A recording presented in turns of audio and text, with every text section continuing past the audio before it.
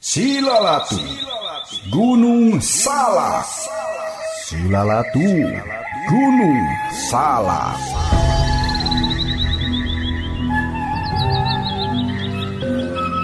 Silalatu Gunung Salak dibaca sagemleungna tina roman fiksi sajarah menggambarkeun lalakon 100 tahun sabada pajajaran Burang.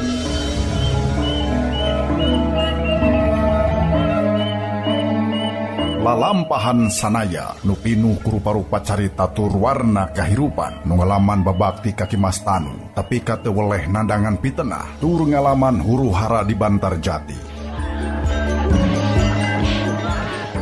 Oge dipapaesan ku huru hara cinta sunia tapi kangalaman huru hara di alam siluman tuh tapi kangalaman huru hara di Sunda Kalapa.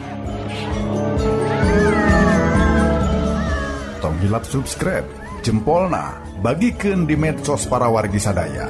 Sareng diantos, pangrojong tur silaturahmina di kolom komentar. Kasugri pamirsa, urang sami-sami pedar cerita dongeng Sunda Pedaran Kang Gilang karya Aan Merdeka Permana dina judul Silalatu Gunung Salak. Silalatu Gunung Salak.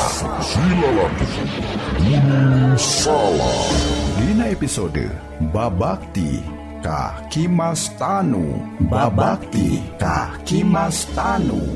Wilujeng ngadangukeun Waluya Dongeng Sunda. Waluya Dongeng Sunda.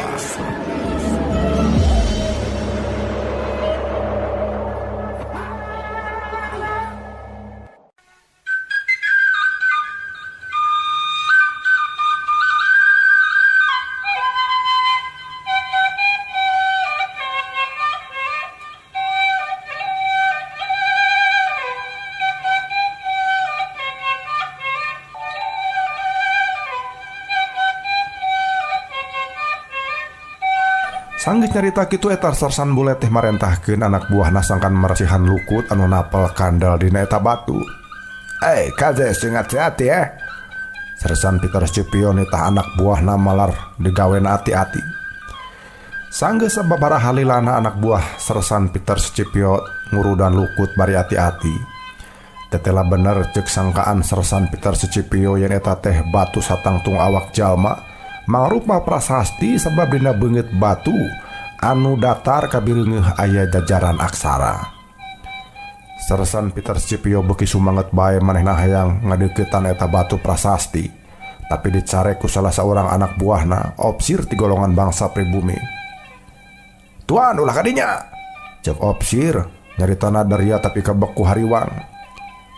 Nah ek maket semenang azeuketan ceuk sarsan Peter Scipio heran. Pokona mah tuan ulah kadinya sing inget tuan mah tes agama, ceuk eta opsir deui. Bisi aya mamalana ya, ceuk cenah nandeskeun. Diomongan kitu teh teuing kunaon sarsan Peter Scipio bat ngagugu. Hada ek moal ngadeuketan kadinya, tapi kudu aya nu bisa maca tulisan nu aya dina eta batu ceuk sarsan Peter Scipio.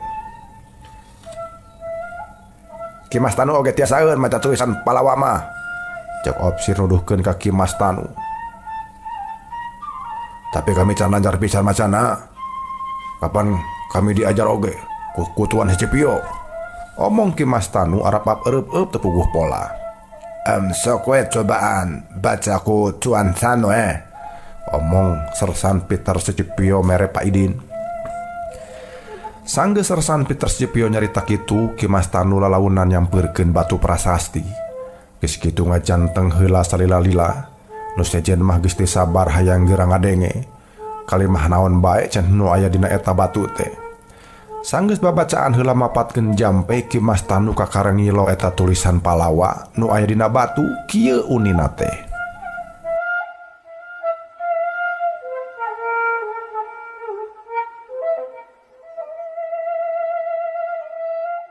Wangna pun sasakala, perburatu purane pun diwastu. Dia dingaran Sri Baduga Maharaja Ratu Haji di Pakuan Pajajaran. Sri Sang Ratu Dewata Punya nunyusuk na pakuan dia anak rehyang dewa niskala wastu kencana sang sidamokta manusa larang ia sia nyanyian sakakais ku gunungan geblai nyian samida nyian sang hyang alaga rena mahawijaya ia sia mun isaka panca panda wam ban bumi.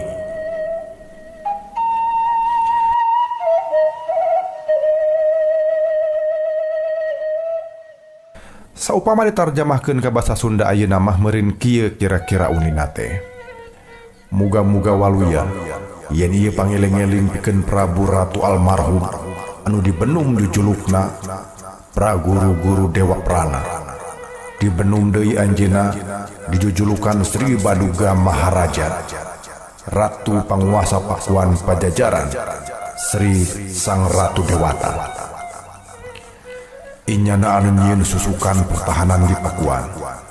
Inyana anak rahyang Dewa Niskala Wastu nu ngahiang diguna 3 incuna rahyang larang.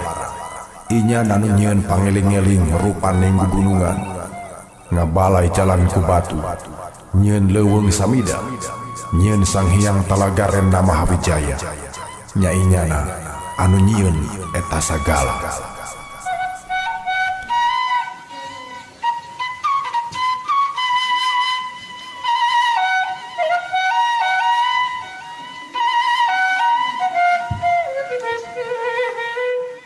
Sanggeus ngabandungan ke Mas Tanu ngagarendeng ngilo tulisan aksara Palawa. Pikeun sajongjongan mah nu araya teh ting haruleng. Kadenge sora Sersan Peter Scipio meupeuskeun ka Simpe cenah. Tahun sabaraha eta tulisan dijieunna? Ki Mas Tanu saged ngilo deui tulisan anu can kabeh dibaca. Ceuk Ki Mas Tanu ngagarendeng. Sakalima Pandawa pangasuh bumi. Naon cenah? Ieu teh maksudna Tuan Scipio. Omong Ki Mas Tanu. Eta cenah caan angka. Maksudna meureun taun kejadian mah moal mah maksudna tahun 1455. Ceuk Sersan Peter Scipio. Sadaya teh bisa ngajawab da teh bisa ngira-ngira. Naon anu kapanggih teh ku Sersan Peter Scipio mah dicatat-catatkeun dina kertas skandal anu dibawana. Kituna teh bari jeung terus tetelepe ka Ki Mas Tanu pikeun ngartikeun sakur tulisan anu make aksara Palawa teh. Salila ulailu kana eta ekspedisi sanaya sanajan nya pisan Sersan Peter Scipio teh anu jadi lulugu, tapi dina nyampurnakeun panalung ti kana nama horeng teh teu leupas tina bantuan urang pribumi. Sersan Peter Scipio teh ukur bisa maca aksara Palawa. Tapi ari dina palebah nya palebah ngartikeun bahasa Sunda kuna mah tetap tetelepek ka Ki Mas Tanu kasugri. Sersan Peter Scipio beuki dieu teh beuki tambah sumanget. Manehna geus ngajakan deui sangkan rombongan balik deui ka tukang rek nalungtik adegan gugunungan anu 5 ngagunduk teh. Iki yakin ieu gugunungan teh cangcu bangunan keraton Dina satetan sejen ik manggihan kalimah yen keraton Pakuan Pajajaran teh dilandihna Sri Bima Punta Narayana Madura Surajipati. Cena di pusat keraton aya 5 bangunan. Bangunan panggedena Raja Sinewaka, and then disebutna keraton Sri Bima. And then anu sejena katulahna keraton Punta Narayana Madura, and then keraton Surajipati. Hayu urang ngebukbak eta urut keraton. Ceuk Sersan Peter Scipio kacida sumangetna. Tapi bahasa anak buahna diarajak aya sawatara urang anu mugen. Nah taat kana perintah Ceuk Sersan Peter Scipio heran jeung rada keheul. Kami tewasa sabab disebutkeun ku nenek aki oge. Pamali cenah ulah ganggu kana katentreman isi karaton. Itu cek opsir saurang anu daria pisan. Nah di jero karaton eueuhna naon? Hartina moal aya nu ganggu Cek Sersan Peter Scipio. Mustahil karaton eueuh nu geusyanana. Omong opsir keukeuh wangkelang. Eueuh pan geus leungit 100 tahun kalewat Cek Sersan Peter Scipio. Tuan salah. Cek nini kami aki kami oge lingkungan karaton teh aya nu ngajagana ti teh. Opsir keukeuh kana pamadeganana. Saha nu nyicinganana Sersan Peter Scipio rada nyurang, tapi nu ditanya saurang oge eueuh nu wani ngajawab. Ancing jawab. Saha nu nyicinganana Piraku bangunan anu geus ampir siga gundukan batu jeung dibelit ku akar-akaran. Maka aya nyicingan segala rupa Omong Sersan Peter Scipio deui. Tuan, pakuan pajajaran kiwari teh aya tapi eueuh tapi aya. Atuh ku kituna anu ngeusianana oge henteu leupas tina kaayaan kitu. Ngan urang nawe anu teu bisa nenjo. Tuan, pajajaran mah kabak kulalang seaheng, kabak ku Rusia. Atuh urang teh entong hayang maksakeun narobos kana naon-naon anu henteu asup akal. Sebab lamun geus kitu, pamaling ngaranna. Omong opsir teh jadi pertengtang pinuh kawani. Pamali? Mun dirempak teh bakal aya mamalana. Kumaha contona? Teu bisa dieceskeun. Ngan minangka contona mah sawatara waktu ka tukang, aya opsir tiwas si tukuk mau. Walon opsir. Geus nasibna bae sama. Resiko kukurubutan di tengah leuweung anu teu dieuseun jalma tuang tu bakal tepung jeung satu galak Ik mah tu percaya kana cahayul. Omong Sersan Peter Scipio keuheul. Teu kami mah malek milu. Si opsir keukeung wangkelang atuh Sersan Peter Scipio teh ambekeun pisan. Manehna muralang neuteub ka Ki Mas Tanu. Kumaha geuning Tuan Tanu? Bawahan tuan teu disiplin Omong Sersan Peter Scipio negor ka Ki Mas Tanu. Ki Mas Tanu anu tadi mah ukur jempe basa ditanya kitu teh ngahulang heula pikeun sakedapan mah. Memang bangga pisan mun geus numbuh kana keyakinan mah. Ceuk Ki Mas Tanu bade rumengha. Ari anjeun sorangan kumaha Tuan Tanu? Cek Sersan Peter Scipio. Kami oge kaasup anu percaya kana eta keyakinan. Ngan bedana ari kami mah geus niatna bae rek nyucuk galur. Ceuk Ki Mas Tanu. Asal ieu paniatan teh henteu dibarung ku polah anu culika. Kami mah ludeung ngabaladah lingkungan karaton. Tembal Ki Mas Tanu. Ngadenge eta omongan Sersan Peter Scipio mah bungaheun pisan. Alus pisan eta keyakinan teh Tuan Tanu. Ayeuna sok atuh parentahkeun balatuan supaya ngagugu kana kahayang urang. Ceuk Sersan Peter Scipio. Kami mah teu bisa masa maranehna. Jawab Ki Mas Tanu. Di omongan kitu Sersan Peter Scipio geus cemedu deui bae pokna teh. Sok asup pilih anu daraekeun we. Ngan basa Ki Mas Tanu ku Ki Mas Tanu ditalek saha di antara maranehna anu ridho nuluykeun lampahan sadaya mugen.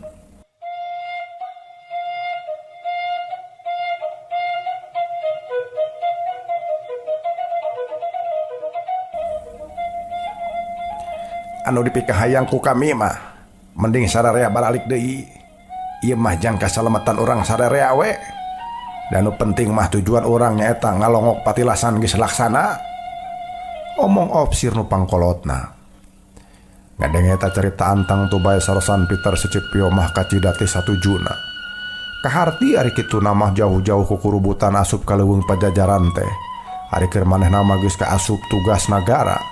Lamun manehna bolai ku alasan anak buahna teh satuju. Atuh pimanaeun teuing tanggung jawab kana kaatasanana. Tungtungna diputuskeun bae ceuk Sersan Peter Scipio.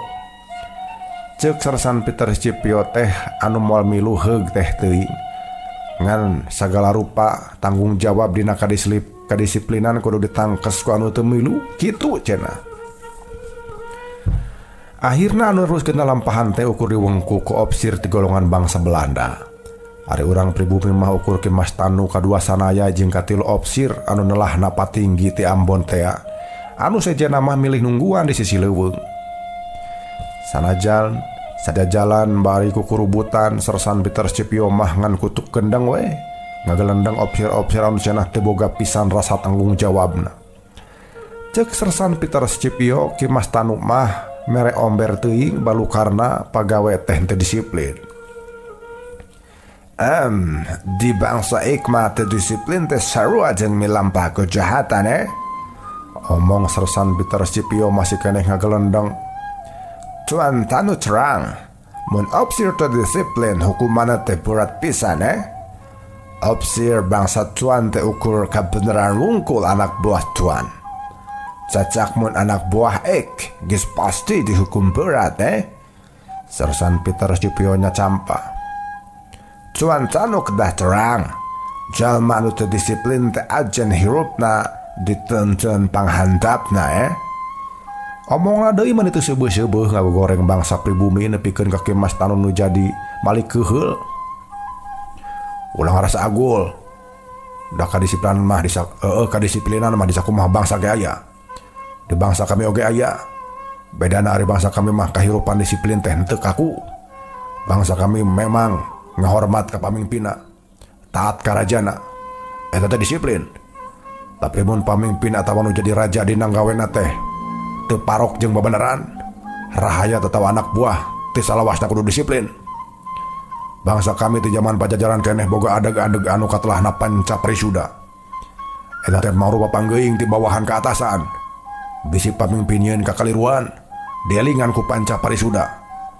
Lain hartina teu disiplin, tapi uar pangajak jeung ngilingan ka pamimpin supaya nu mingpin balik deui kana jalan babeneran. Omong Ki Mas Tanu panjang lebar. Di caritaan kitu Sersan Peter Scipio teu nembalan kajaba ngungkug lempang ti heula bari gancang. Ki Mas Tanu mah hantem we nuluykeun caritaanana. Disiplin di bangsa kami mah datangna tina sanubarina. Lamun naon urek diperjuangkeun henteu ka harti, leuwih loba rugina batan untungna, manehna bakal nolak kana parentah. Sabab parentah teh lain hiji-hijina padoman hirup. Keur naon make tukuh ngagugulukeun disiplin ari matak cilaka mah. Ceuk Ki Mas Tanu deui. Sorana rada ditarikeun da Tuan Peter Scipio lempangna beuki gancang. Sersan Peter Scipio henteu ngomentaran caritaan Ki Mas Tanu kajaba ukur balem jeung baeud. Bisa jadi cicing bae teh dumeh teu satuju kana pamadegan Ki Mas Tanu. Tapi bisa jadi milih cicing teh sabab manehna mah dina wangkid ieu butuh ku anu maturan ka asup ka puseur karaton Pajajaran.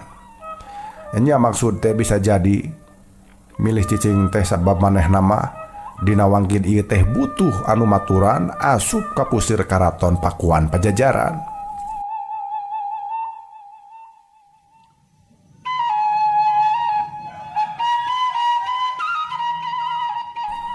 Ningali yen antara Sersan Peter Scipio jeung Ki Mas Tanu pabentar paham sanaya ngarasa hariwang. Hariwang sieun eta patelak teh jadi ganggu kana nyukruk tapak lacak sajarah Pajajaran. Boh Sersan Peter Scipio boh Ki Mas Tanu kapan datangna ka ieu leuweung teh boga tujuan nu sarua. Piraku ayeuna make kudu patelak alatan nimbang-nimbang urusan kadisiplinan. Untungna Sersan Peter Scipio teh henteu katuterusan dina nya campah bangsa pribumi pamiarsa. Cacak upama ieu Sersan bule teh henteu balem, meureun kana tulus pasiarong ka antara manehna jeung Ki Mas Tanu teh. Sabab Ki Mas Tanu tangtuna oge moal daekeun bangsana hantem di jejeleh mah. Mangkaning jumlah rombongan teh geus tinggal saeutik deui. Opsir kumpeni mah ukur ti bangsa maranehna bae. Urang pribumi namah kapan tinggal sanaya Ki Mas Tanu jeung anu katiluna patinggi urang Ambon. Anu ti barang sup ka jero leuweung oge manehna mah henteu daek cacarita. Kusabab Sersan Peter Scipio balem akhirna mah Ki Mas Tanu oge daek nuluykeun lampah. Manehna leumpang deui muru pusirna karaton anu tadi geus kungsi ka sorang tea kasugri.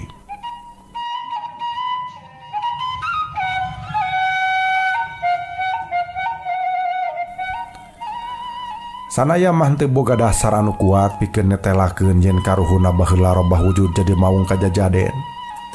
Ngan lamun mahnya kitu manehna moal rek aral subaha, moal gimir, moal ngundurkeun lengkah, moal kumeok kawas opsir sejen.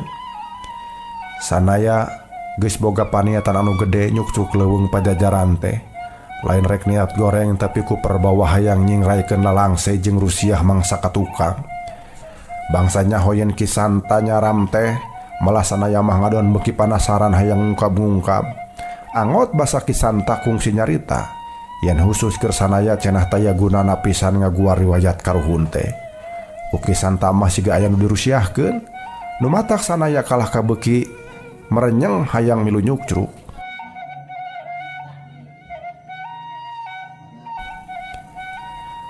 Poe geus ngaheab ka sore, basa rombongan anjog ka urut lingkungan karaton teh Kaayaan ge beuki tambah geueuman sabab salian tigis kacida mademna, oge ditambahan ku halimun anu beuki kandel nutupan kakayon jeung tutuwuhan.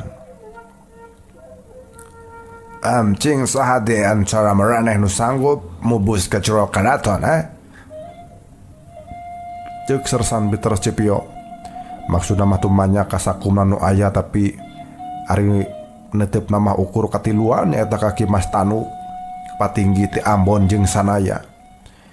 Bangsa panon Sersan Peter Scipio neuteup katiluan roman Ki Mas Tanu nu katinggalan teh siga nu teu sukaeun pisan. Atuh datang boroning Ki Mas Tanu, dalah sanaya oge sarua ngarasa tugenah.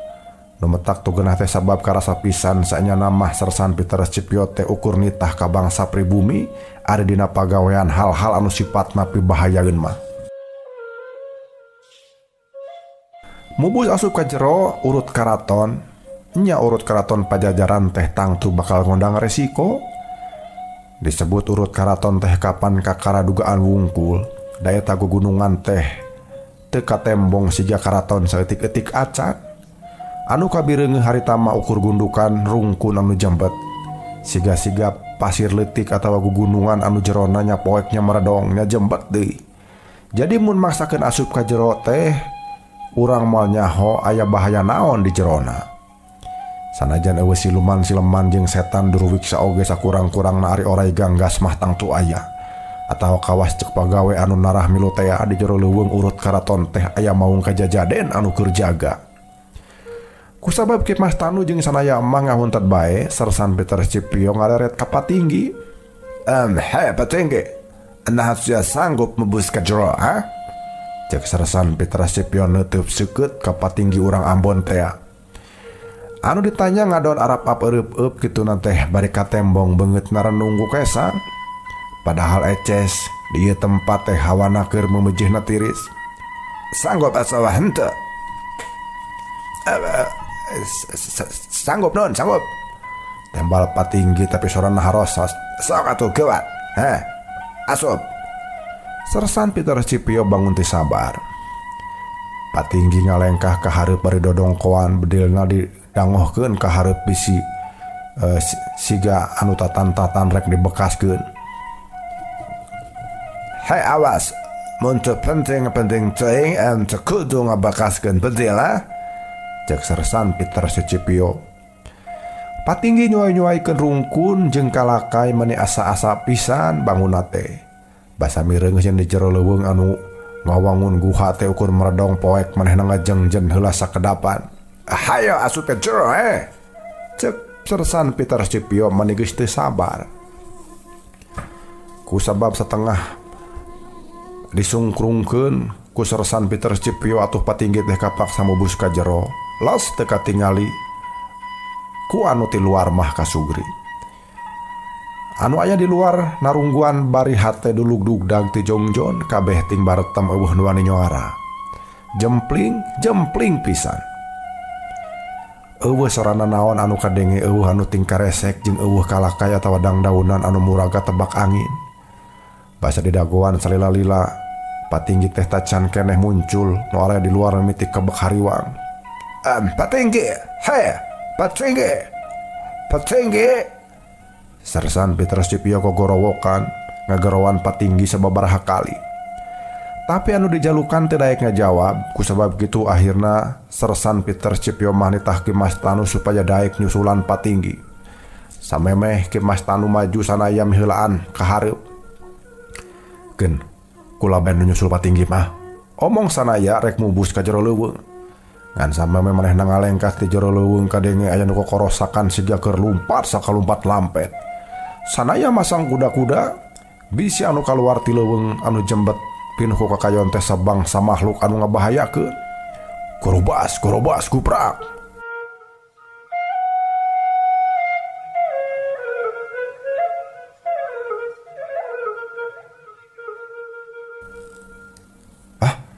Baruk, patinggi teh. Aya naon make lumpat sabulang bentor kieu patinggi? Cek sanaya bari satekah polah ngajawang leungeun patinggi. Sabab eta urang Ambon teh ngarumpuyuk. Bade anu tadi dibawana teh duka teuing tinggalin di mana.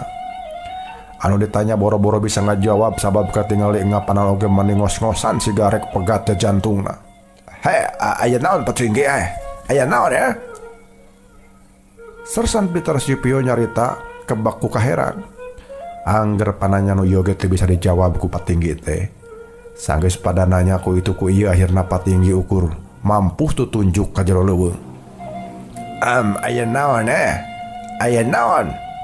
Jawab atuh patinggi. Sersan Peter Scipio rada keuheul da patinggi teh teu daek cacarita bae. Itu ih cek patinggi masih keneh tu tunjuk ka jero leuweung anu jembat. Kudapuran gereng teh. Kituna teh bari bibiri gidigan sababaraha kali. Nyarios anjeun patinggi ulah bodoh kitu. Aya naon Sersan Peter Scipio ngeplekan pipi patinggi semu keuheul. Aya itu ih cek patinggi deui bari bibiri gidigan keneh. Opsir nu sejen meni rampak mundur sababaraha lengkah. Sigana mah polah patinggi nu nembongkeun ka sieun teh geus mangaruhan ka opsir sejena. Cing ku kami orang teang lah. Omong sanaya bade rek nyulusup ka jero leuweung. Ningali sanaya rek asup patinggi gigi deug pokna teh. Ulah kadit ulah. Cena. Geus kitu kumanehna bibiri gidigan bari sababaraha kali. Tapi nampa panyarek patinggi sarupa kitu teh sanaya mah tambah penasaran. Atuh ku kituna sanaya geus rek nyulusup deui. Kami teh turunan Pajajaran. Hayang nyaho karuhun. Atuh ku kituna mun mahnya aya nu ngageugeuh di ieu leuweung gereng. Poma ulah ganggu da kami oge moal ganggu anu cicing di dieu. Cek sanaya teuing nyarita ka saha. Anu eces mah panonna teh netep seukeut ka jero dapuran gereng. Ari geus nyarita sarupa kitu mah ngan bus bae sanaya teh nyulusup ka jero. Disaksian ku nu aya bari kebek ku hariwang. Kimas tanu malah jiga-jiga teu empes-empes da hantem bae nahan napas. Basa sanaya nyulusup asup ka jero dapuran anu gereng jeung jembet teh. Anu katelu mah ukur ngabeleg-beg hideung di jero. Sasat poek mongkleng meredong, eueuh cahaya saeutik-eutik acan. Atuh tong baroning bisa mireungeuh naon-naon anu aya di dinya kasugri pamiarsa. Mungguh teu karasa aneh hari cek sanaya mah. Da puguh eta tempat teh eueuh lolongkrang jeung asupna cahaya. Mungguh teu karasa aneh hari cek sanaya mah, da puguh eta tempat teh eueuh lolongkrang jeung asupna cahaya. Ongkoh deui, kapan poe teh geus mimiti sore. Geus eueuh panon poe. Kapan tong baroning panon poe geus tilem dalah tadi oge keur mangsana tengah poe ereng-erengan. Ari cahaya panon poe mah teu kungsi norobos ka jero leuweung. Jadi ari ku patinggi sieunneun teh sieunneun ku saha? Ngan bae basa sanaya ngajajanteng lila di jero leuweung gereng teh. Hawa di eta tempat teh bet karasa panas siga-siga di dinya teh aya seuneu anu keur ngabebela. Ieu anu dipikaheran ku sanaya mah naha di dieu mah hawa teh bet heheaban. Moal mah basa patinggi ngarasa soak teh dumeh eta tempat aya hawa panas. Tapi cek hate sanaya. Sanggeus rada lila cicing di tempat poek panonna jadi rada binasa. Maksud teh panonna jadi rada biasa. Basa manehna ulak eli ka sakurilingeunana anu majar poek meredong teh geuning baranang ku naonnya. Di sakuriling bungking teh horeng aya cahaya tingkar iceup. Cahaya naon eta teh? Disebut damar dah henteu kakali cesan. Jeung deui eta cahaya teh warnana henteu beureum kawas seuneu tapi sari-sari hejo. Saliwat mah jiga cahaya cika-cika tapi da eces lain deui. Sabab cahaya nu ieu mah merong seukeut jumlahna aya ratusan jeung sapasang-sapasang siga sorot panon.